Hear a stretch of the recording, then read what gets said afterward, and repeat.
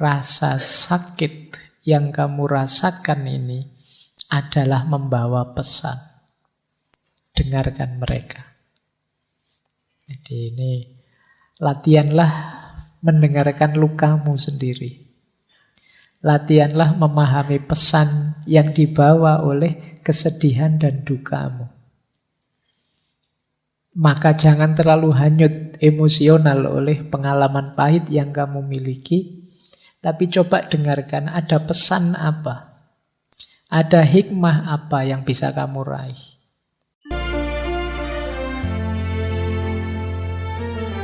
Assalamualaikum warahmatullahi wabarakatuh.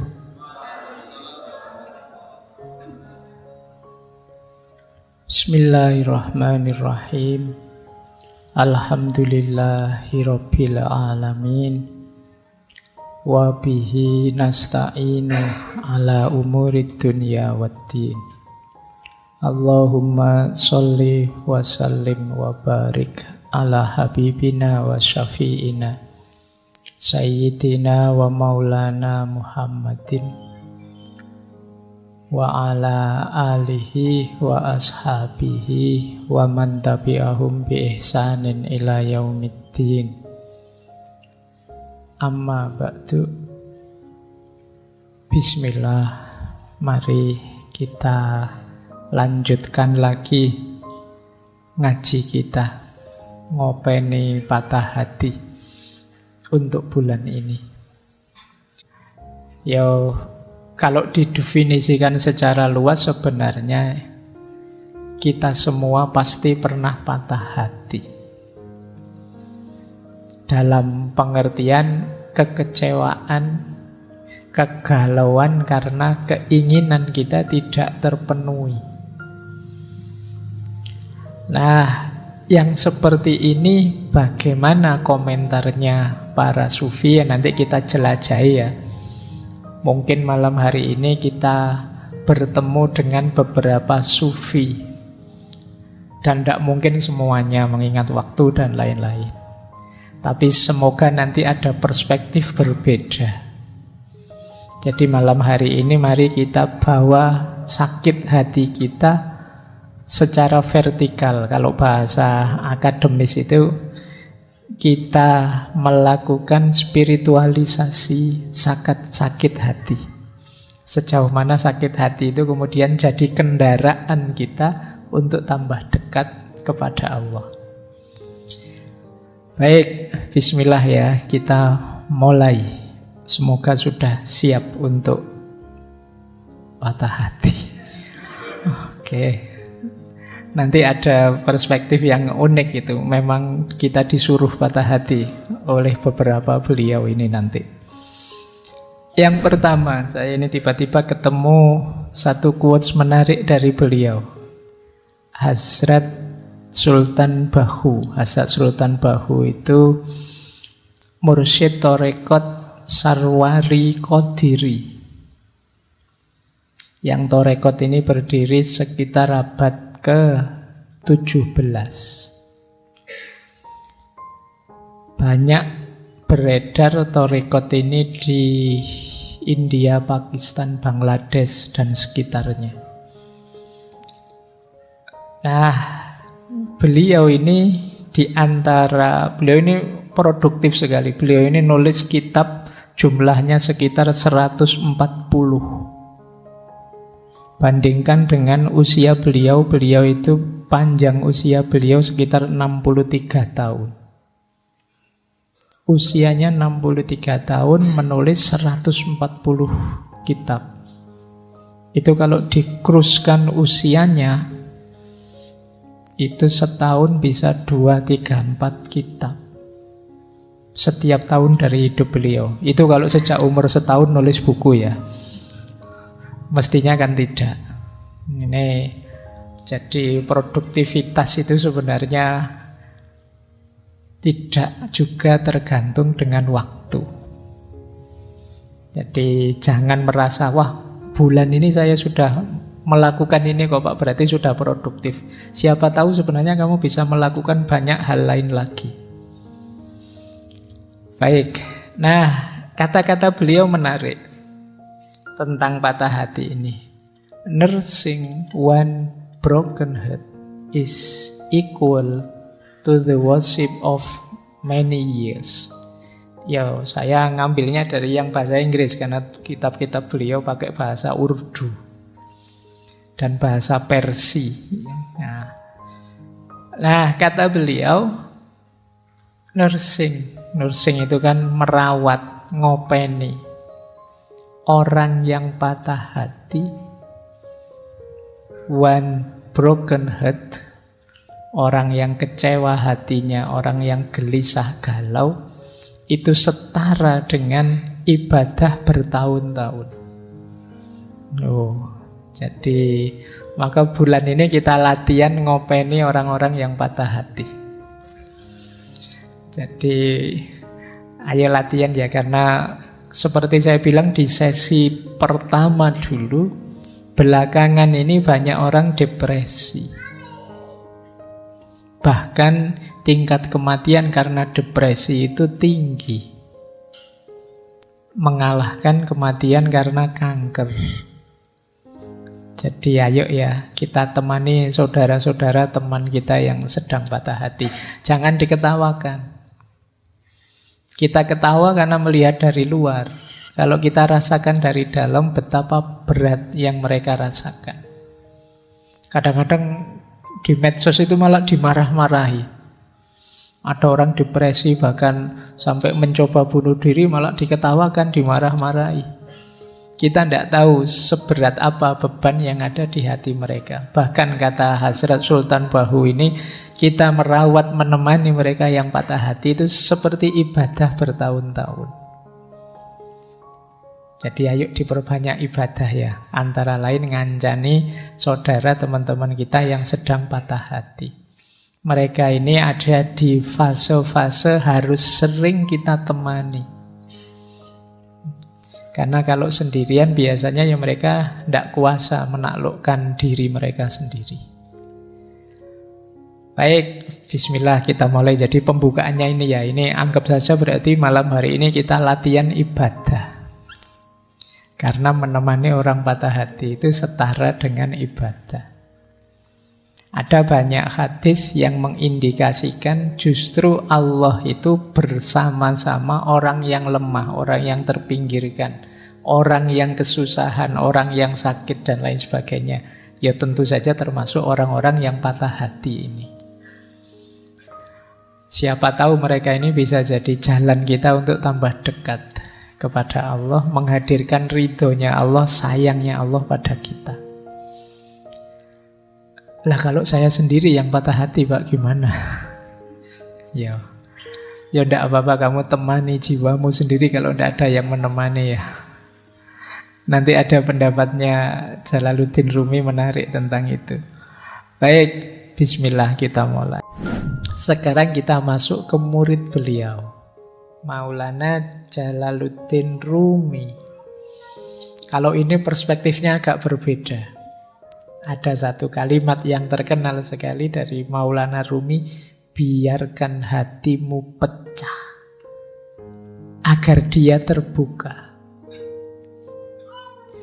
Nanti ada kalimat Allah itu mencintai orang yang patah hati.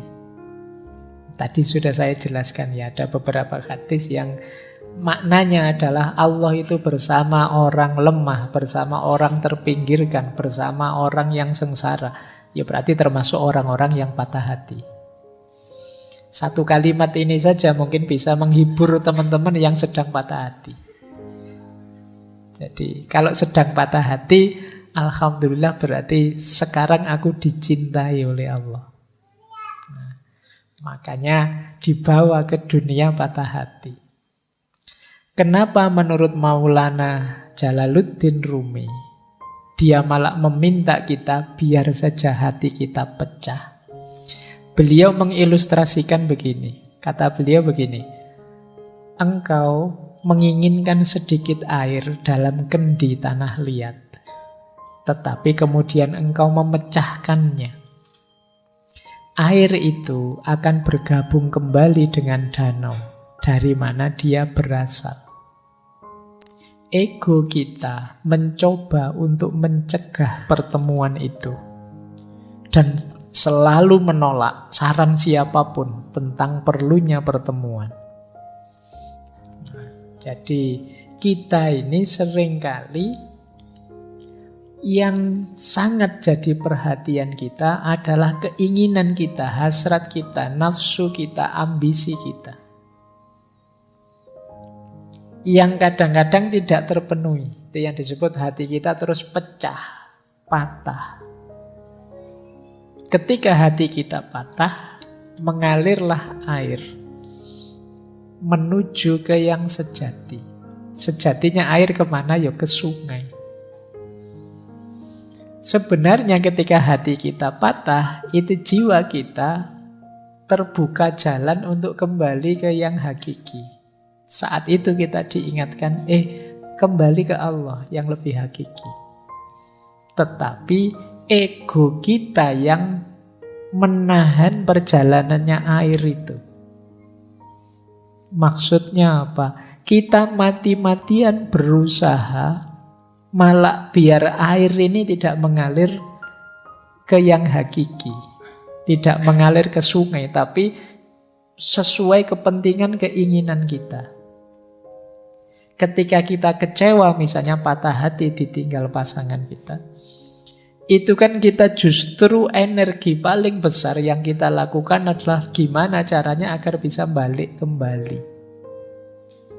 Kita lupa bahwa ada proses yang lebih ideal, yaitu kembali kepada Allah. Nah, kata Maulana Rumi, tujuan utama latihan-latihan spiritual dalam tradisi manapun, baik timur maupun barat, adalah untuk memungkinkan kita mengatasi keberatan yang diajukan oleh ego, sehingga kita dapat melanjutkan perjalanan kita ke samudra persatuan. Jadi ketika kita belajar tasawuf, melatih batin, suluk lewat para mursyid, lewat tradisi-tradisi tirakat dan lain sebagainya, itu sebenarnya melatih ego kita. Wahai ego, jangan ke sana. Ada jalan yang lebih hakiki, yaitu ke ranah ilahiyah. Nah, jadi ilustrasi dari Maulana Rumi itu, perjalanan batin kita itu seperti air dalam kendi. Air dalam kendi itu kan tujuannya untuk kita minum. Kita minum itu berarti untuk memenuhi keinginan kita. Ketika kita patah hati, seperti kendi yang pecah. Berarti apa? Yang semula untuk memenuhi keinginan kita sekarang keluar, mengalir. Mengalir ini sebenarnya baik. Kenapa? Dia akan mengalir bersatu dengan aslinya, tempat asalnya, yaitu sungai. Tapi kita yang sudah terlanjur punya nafsu untuk minum, ini ego, biasanya mati-matian gimana caranya air ini tidak mengalir ke sungai, tapi memenuhi kehausan kita. Nah, dari situlah kemudian kata Maulana Rumi, ketika orang belajar olah batin lewat tasawuf, mistik, dan lain sebagainya, itu tujuannya dalam rangka orang sadar, ini air ini mengalir ke sana, jangan dihalangi. Ikhlaskan. Ini namanya melatih ego tadi. Jadi maka biarkan hatimu pecah. Berarti sekarang saatnya kamu kembali ke ranah ilahiyah. Justru sekarang terbuka jalan. Kalau hatimu tidak pecah, ya kamu tetap akan memanjakan nafsu, hasrat, ambisi duniawimu. Kalau hatimu tidak pecah, ya kamu lupa bahwa aslinya air itu bergabung ke sungai. Jadi inilah salah satu ilustrasi dari Maulana Jalaluddin Rumi. Makanya beliau bilang, biarkan hatimu pecah agar dia terbuka. Kalau tidak pecah-pecah, tidak terbuka-terbuka, kamu masih asyik dengan duniamu, memenuhi hasrat ambisimu. Begitu pecah, sekarang kamu sadar dengan yang lebih sejati. Inilah ilustrasi dari patah hati. Jadi patah hati itu penting ternyata untuk menyadarkan kita bahwa dalam hidup ini ada yang lebih hakiki dan perjalanan kita menuju ke sana. Baik, kita lanjutkan. Nah, dilanjutkan ya. Luka adalah jalan cahaya yang memasuki jiwa. Jadi ketika hati kita luka, hati kita patah, justru lewat luka dan patahan itulah cahaya bisa masuk. Ini melanjutkan yang tadi. Kalau hatimu tidak luka dan tidak patah, mungkin kamu tidak sadar. Kenapa tidak sadar? Karena cahaya tidak bisa masuk. Itu mengapa Allah itu dekat dengan orang-orang yang hatinya patah, hatinya luka, menghadapi penderitaan hidup. Karena berarti di situ ada rekahan yang cahaya bisa masuk. Makanya para sufi terus punya rumus ya, kalau dalam penderitaan kita bersyukur. Alhamdulillah masih diingatkan oleh Allah bahwa yang hakiki adalah perjalanan menuju Dia. Nah, itu ada ilustrasi menarik. Terimalah situasimu tanpa menghakimi.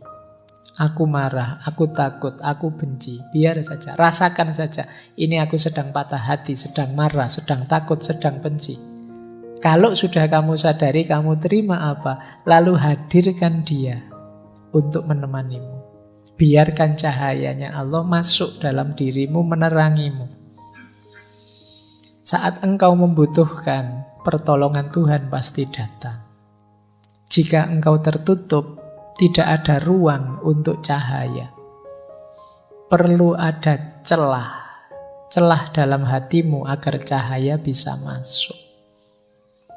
Katakan dengan tulus, aku tidak bisa mengatasinya, namun engkau bisa ya Allah. Kupersembahkan padamu semua sakit dan luka ini. Bersamanya engkau akan utuh kembali. Cinta, kedamaian, keindahan, hidup kembali. Dirimu yang sejati tidak berkurang sedikit pun. Lalu bersyukurlah. Jadi ketika kita sedang berat-beratnya menghadapi masalah apapun, terimalah itu. Biarkan hatimu pecah. Kemudian rasakan hadirnya Dia dalam dirimu. Dan yakinlah bahwa apapun yang engkau inginkan akan dipenuhinya. Sambatlah padanya, ya Allah, masalahku ini sangat berat. Aku tidak mampu. Kalau engkau pasti mampu. Maka aku persembahkan duka, luka, sakitku ini hanya kepadamu.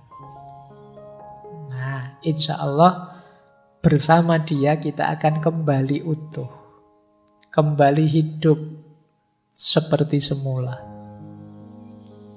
Tidak ada satupun yang berkurang. Kalau kita patah hati kan sebenarnya kita berkurang apa sih? Tidak ada.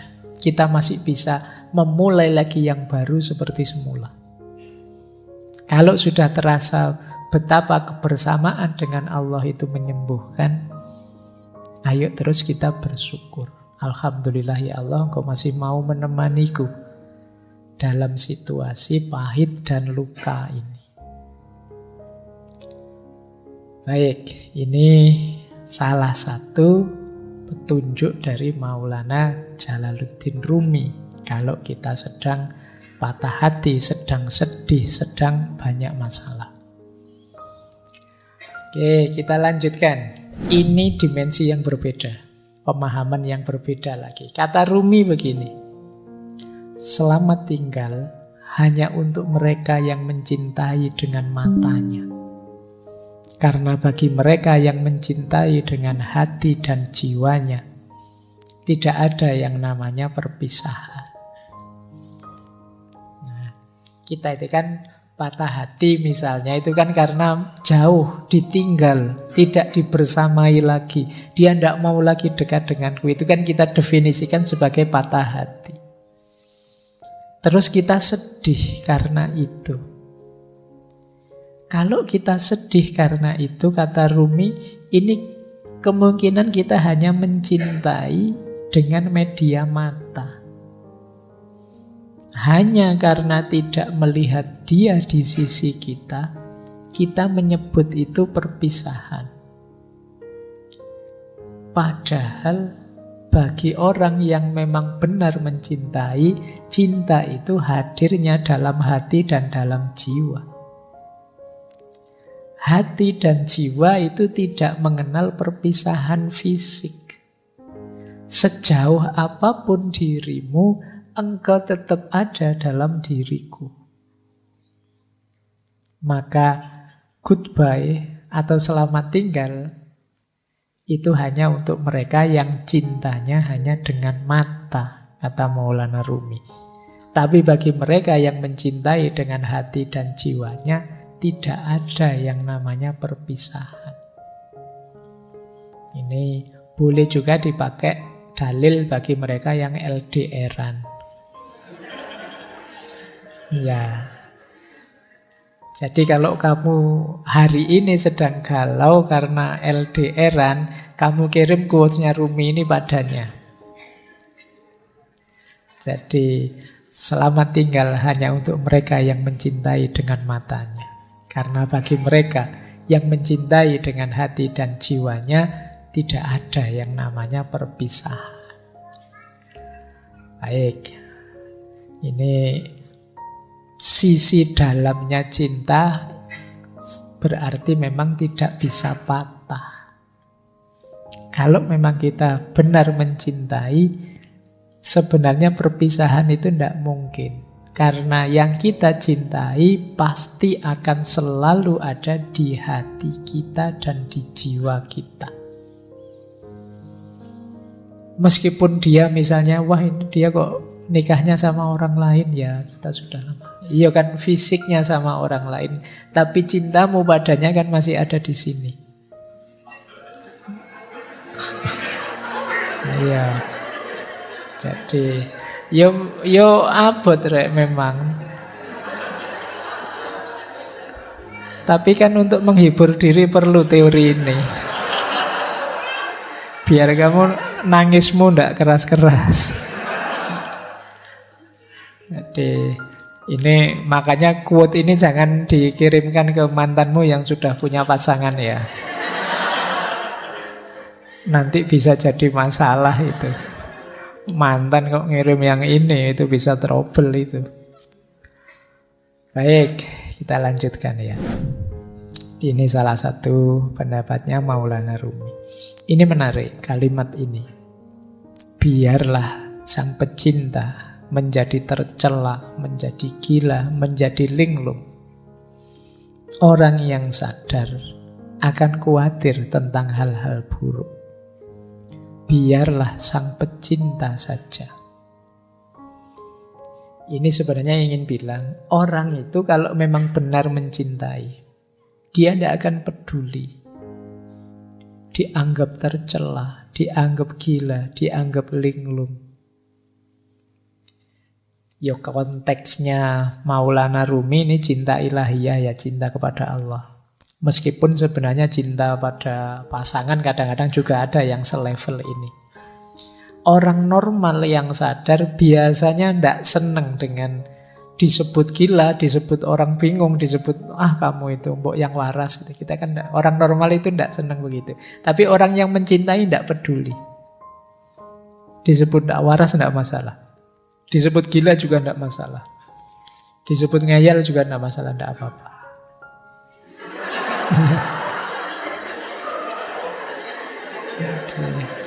Ya. Oke. Baik. Iya. Itu. Oke ya. Yang kesenggol langsung bunyi. Nah, kita lanjutkan. Jadi tidak masalah bagi orang yang mencintai. Biarlah sang pecinta saja. Itu kayak apa ya? Kayak Dylan yang bilang bahwa biar aku saja, kamu tidak akan kuat. Jadi kata yang mencintai begitu. Sudahlah, tidak apa-apa. Untuk yang gila-gila, yang linglung-linglung, tidak apa-apa. Biar aku saja, kamu orang normal tidak akan kuat. Berarti apa? Ya termasuk kegalauan, kegelisahannya, patah hati. Itu bagi seorang pecinta adalah sesuatu yang biasa. Tidak akan terlalu merisaukannya. Karena dia tidak kehilangan dan tidak kekurangan apapun dari cintanya. Jadi biarlah sang pecinta saja. Biarlah yang mencintai saja.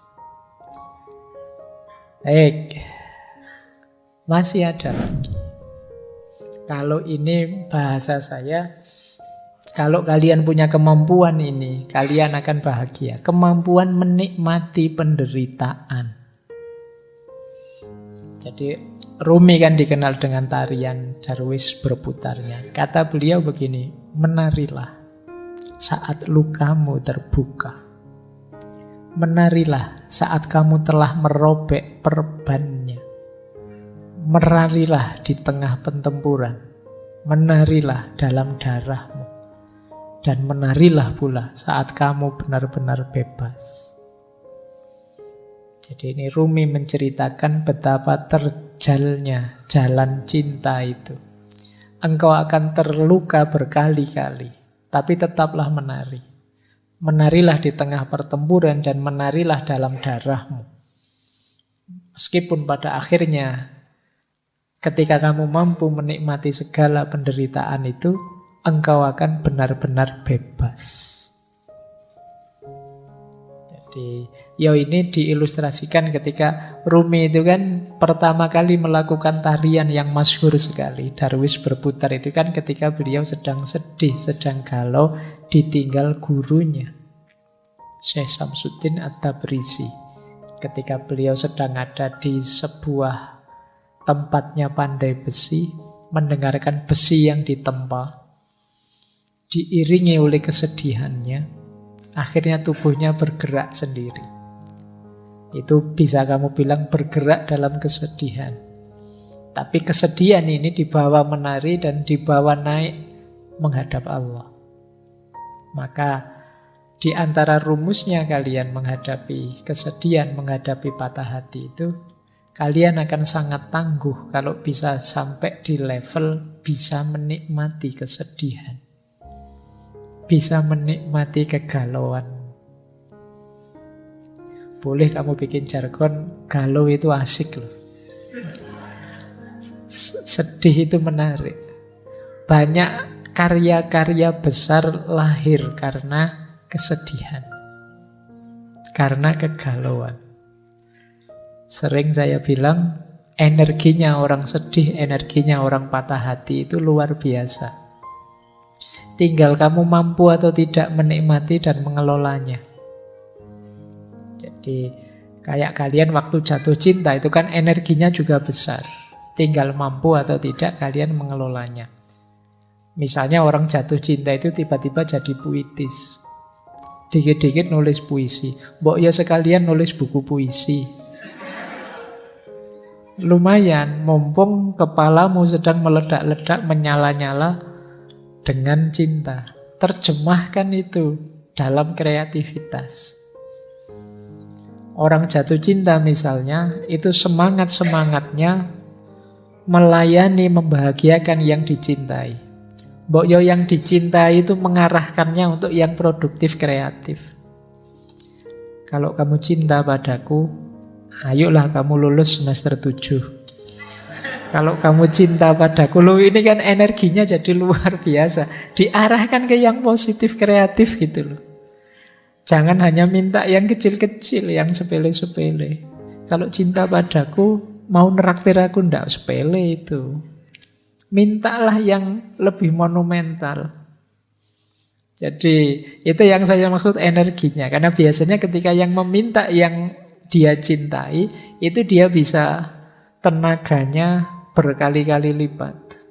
Kecerdasannya meningkat berkali-kali lipat. Hanya karena ingin membahagiakan yang dicintai. Maka seperti yang disampaikan oleh Rumi ini, menarilah saat lukamu terbuka. Menarilah saat kamu merobek perban. Menarilah di tengah pertempuran. Menarilah dalam darahmu. Menarilah pula saat engkau benar-benar bebas. Pada puncaknya, cinta akan membuatmu bebas. Yang paling jelas ya bebas dari belenggu ego dirimu sendiri. Orang mencintai itu kan ketika orang yang bisa menaklukkan dirinya sendiri. Baik, saya lanjutkan. Nah, Maulana Rumi juga pesan pada kita, rasa sakit yang kamu rasakan ini adalah membawa pesan. Dengarkan mereka. Jadi ini latihanlah mendengarkan lukamu sendiri. Latihanlah memahami pesan yang dibawa oleh kesedihan dan dukamu. Maka jangan terlalu hanyut emosional oleh pengalaman pahit yang kamu miliki, tapi coba dengarkan ada pesan apa, ada hikmah apa yang bisa kamu raih. Yo karena yang pesan ini Maulana Rumi, yo berarti perhatikan dia memberitahumu apa dalam rangka meningkatkan kedekatanmu kepada Allah, dalam rangka menghidupkan cintamu kepada Allah. Peristiwa pahit apapun coba kamu dengarkan. Dia membawamu pesan apa, membawakanmu pesan apa yang itu membuatmu tambah dekat pada Allah. Jadi pesan yang arahnya ke sana. Dengarkan. Karena ketika Allah menetapkan sesuatu, pasti tidak ada yang sia-sia. Termasuk menetapkan patah hatimu. Pasti Allah tidak sedang iseng. Tidak sedang, saya coba anak ini kalau tak bikin patah hati kayak gimana. Pasti tidak sekedar itu. Pasti Allah ingin sesuatu yang lebih besar dan lebih penting dari itu. Maka penting kita mampu membaca luka, mendengarkan patah hati. Ayat itu kan tidak hanya ayat tertulis, tapi juga ayat-ayat kauniyah. Patah hatimu dan lukamu itu ayat-ayat Allah juga. Coba dengarkan pesannya dari situ. Jangan-jangan mengingatkanmu atau mengujimu atau mendorongmu untuk tambah dekat padanya. Dan seterusnya. Baik, kita sudah ketemu Maulana Rumi dan ada kalimat yang menarik dari beliau. Di mana ada kehancuran, di situ ada harapan akan harta karun. Harta karun itu kan biasanya terkubur di balik puing-puing. Kalau tersimpan di lemari kan tidak disebut harta karun. Harta karun ini biasanya tersembunyi. Dan ini ada di balik kehancuran. Maka temukan mutiara-mutiara, temukan harta-harta di balik kesedihanmu, di balik kehancuranmu. Pasti banyak kalau kamu jeli mencarinya. Jadi ini lanjutan dari quotes yang tadi ya. Jadi dengarkanlah dan cermatilah. Insya Allah kamu akan ketemu harta karun yang di situ kamu akan bangkit kembali, lahir kembali, jadi sosok yang lebih kuat, lebih hebat dari sebelumnya. Jadi ini pesan dari beliau. Di mana ada kehancuran, di situ ada harapan akan harta karun. Jadi jangan terlalu lama nangis-nangis sedihnya. Beri waktu tersendiri, tapi kemudian segera move on. Bacalah kesedihanmu, dengarkan pesannya, carilah mutiara-mutiara di baliknya, terus lahirlah kembali jadi sosok yang baru yang lebih tangguh. Ini yang diinginkan oleh Maulana Jalaluddin Rumi. Baik. Nah, ini tadi hubungannya dengan kesepian ya. Memang kalau kita sedang sakit, kita sedang sedih, itu perlu teman. Tapi seandainya tidak ada teman dan kamu merasa sendirian, jangan merasa kesepian. Seluruh alam semesta ada dalam dirimu. Jadi, kalau sekedar ingin cerita, ingin curhat, dalam dirimu lengkap. Ada komponen alam semesta. Jangan merasa sendiri. Wong kamu itu sendirian saja sebenarnya kan sangat ramai. Kalau tidak percaya, kalau kamu di kamar sendirian itu kan, ya memang suaranya tidak ada, wong kamu tidak ngobrol. Tapi pikiranmu kan riuhnya luar biasa. Ramenya luar biasa. Kalau sekarang kadang-kadang tidak hanya pikirannya, mulutnya juga rame, apalagi kalau pas main game. Ya, kamu marah-marah sendiri, mesuh-mesuh dewe, ngamuk-ngamuk dewe. Apalagi pikiranmu. Pikiranmu itu kan tidak pernah diam. Ketika kamu sadar, ya pikiranmu bunyi terus tentang apa saja. Kamu sebenarnya ramai, jadi tidak perlu merasa kesepian. Seandainya kok dalam kesedihanmu kamu tidak menemukan teman, engkau sendiri cukup. Jangan merasa kesepian. Alam semesta ada dalam dirimu. Nah, ada kalimat menarik dari Rumi yang beliau sampaikan tadi mungkin berat. Engkau yang sedang sedih mungkin sulit, tapi I know you are tired, but come, this is the way. Aku tahu engkau mungkin sangat lelah, berat sekali melaksanakan yang dipesankan tadi. Tapi memang inilah jalannya. Jadi inilah jalan yang berlawanan dengan jalur menuju keputusasaan. Jadi aku tahu engkau lelah, tapi inilah jalannya. Ayo pelan-pelan kamu tempuh jalan ini. Jangan mengambil jalan yang sebaliknya, yaitu jalan keputusasaan. Baik, ini dipesankan tadi ya. Sejak awal tadi kan sudah ada banyak tips-tips untuk kita bisa mengatasi rasa sedih dan hati kita yang patah tadi. Paling tidak kita menghindari gol di gawang keputusasaan. Dan memang hanya ini jalannya, kata Maulana Jalaluddin Rumi. Nah, ada satu teori dalam dunia tasawuf. Nanti coba kalian cek ya. Kalian dalam sedih ada di mana? Hubungan kita dengan Allah saat kita menderita.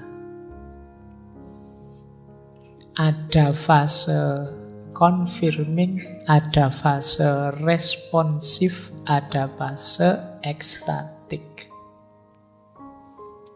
Orang yang ada di fase confirming itu orang yang ketika sedih bisa merasakan hadirnya Allah. Terus dia tenang dan muncul harapan-harapan baru. Nah, ini ada level paling rendah ya tentu saja yang tidak ingat Allah. Ini level awal itu ingat Allah. Jadi sudah ingat Allah. Ingat Allah saja itu akan menenangkanmu. Memunculkan optimisme baru. Sebuntu apapun jalanku, aku masih punya Allah ternyata. Harapanmu muncul. Ada fase lebih dalam lagi. Tidak sekedar sadar hadirnya Allah, tapi sadar dekatnya Allah dan baiknya Allah. Ini lebih besar lagi kegembiraan dan optimismemu. Allah kan selalu mengabulkan doa-doa kita, permohonan kita, permintaan kita. Allah selalu sayang dengan kita. Allah itu tidak pernah tidak baik kepada kita. Kita saja yang keluar jalur, sehingga kebaikan Allah tidak sampai. Kita saja yang ambil jalan, rute yang berbeda dengan yang diinginkan oleh Allah. Ini fase kedua. namanya fase responsif. Ada fase ketiga lebih dalam lagi. Di fase ketiga ini kita tidak sekedar merasa dekat dan Allah itu baik, tapi kita sudah intim sama sekali. Kita sudah sangat cinta dengan Allah, sehingga apapun yang diberikan oleh Allah, apakah itu pahit ataukah manis, tidak masalah. Ini namanya fase ekstatik. Nah, dalam kesedihan kita ada di mana? Allah yang hadir dalam diri kita, apakah sekedar confirming, apakah responsif, ataukah sudah ekstatik? Orang yang sudah bisa menikmati kebersamaan dengan Allah adanya di level ekstatik. Orang yang hanya sadar Allah itu ada kok, Gusti Allah ora sare, itu namanya fase confirming. Orang yang sadar bahwa Allah itu tidak sekedar hadir, tapi Dia maha baik dan akan mengabulkan semua doa kita, namanya fase responsif. Nah, teman-teman coba dicermati kehadiran Allah dalam diri kita itu seperti apa. Pandangan kita tentang keberadaannya Allah itu ada di mana. Itu menunjukkan level kedekatan dan level hubungan kita dengan Allah. Baik, kita akhiri dengan beberapa tips. Kalau ini agak praktis ya, kalau yang tadi filosofis. Banyak yang tanya ke saya, caranya biar hati tenang itu apa sih, Pak? Dalam penderitaan. Ini saya ambilkan langsung dari beberapa ayat ya. Biar ini seperti ngaji beneran. Ada Al-Qur'annya. Segalau apapun dirimu, coba kamu rujuk ayat-ayat ini. Mungkin kamu bisa lebih tenang. Yang pertama surat Al-Insyirah, ayat 5 sampai ayat 6. Yang bunyinya adalah fa inna ma'al usri yusra, inna ma'al usri yusra. Maka sesungguhnya bersama kesulitan itu ada kemudahan. Sesungguhnya bersama kesulitan ada kemudahan. Sesulit apapun hidupmu, sepahit apapun pengalamanmu, tidak usah khawatir. Pasti ada kemudahan. Bahkan ada penafsir, ada mufasir yang mengartikan setiap ada satu kesulitan, Allah akan memberikan dua kemudahan. Ini kan diulang dua kali. Fa inna ma'al usri yusra, inna ma'al usri yusra. Jadi yang pertama, kamu ingat-ingat ini. Allah sendiri yang menjanjikan. Sesungguhnya bersama kesulitan ada kemudahan. Maka jangan putus asa. Pasti ada jalannya, pasti ada kemudahan. Kemudian yang kedua, boleh dilihat surat Ar-Ra'd ayat 28. Tadi sudah kita singgung sedikit ya. Ala bidzikrillahi tatmainnul qulub. Sesungguhnya dengan mengingat Allah, bukankah dengan mengingat Allah itu hati menjadi tenang. Tadi sudah kita jelaskan level kedekatannya. Jadi kalau ingin tenang, hadirkan Allah. Ingat Allah itu menenangkan. Karena apa sih yang tidak mungkin di hadapan Allah? Terus, yang ketiga, kalau masih ada kebingungan-kebingungan, kekecewaan-kekecewaanmu karena keinginanmu tidak terpenuhi, boleh teman-teman merujuk surat Al-Baqarah ayat 216. Wa asa an takrahu syai'an wa huwa khairul lakum wa asa an tuhibbu syai'an wa huwa syarrul lakum wallahu ya'lamu wa antum la ta'lamu. Jadi firman Allah, mungkin saja engkau membenci atau tidak suka sesuatu, padahal itu baik untukmu. Dan mungkin juga engkau mencintai sesuatu, padahal itu buruk buatmu. Allah lebih tahu, sedangkan kalian tidak tahu. Jadi ayat ini mengajarkan kita yang tidak terjadi dari keinginan kita, itu tidak selalu nanti sesuatu yang baik untuk kita. Jadi yang kita sukai bisa jadi itu buruk untuk kita. Allah lebih tahu. Jangan terlalu kecewa, jangan putus asa. Kalau cita-citamu gagal, bukan berarti itu ada kebaikan yang lepas. Bisa saja itu tidak terlalu baik untukmu. Allah menetapkan sesuatu itu ya pertimbangannya kasih sayang cintanya pada kita. Pikiran kita terbatas, sulit untuk bisa tahu sampai detail sedalam-dalamnya manfaat dan efeknya sesuatu. Allah lebih tahu. Jadi kalau teman-teman sedang kecewa, sedang galau, keinginannya kok tidak terpenuhi, baca ayat ini. Bisa saja yang aku inginkan, yang tidak terpenuhi itu sesuatu yang aku sukai sih, tapi bisa saja dia buruk untukku. Bisa saja yang aku hindar-hindari, ternyata inilah yang baik untukku. Allah tahu, kita yang tidak tahu. Nah, membaca ayat ini mungkin bisa menenangkan kita. Kalau masih ada galau-galaunya, wa idza sa'alaka ibadi anni fa inni qarib ujibu da'watad da'i idza da'ani. Kalau hambaku meminta padaku, sesungguhnya aku dekat. Aku menjawab doa orang yang berdoa saat dia berdoa padaku. Jadi ayat ini menenteramkan kita masih punya Allah dan Allah dekat.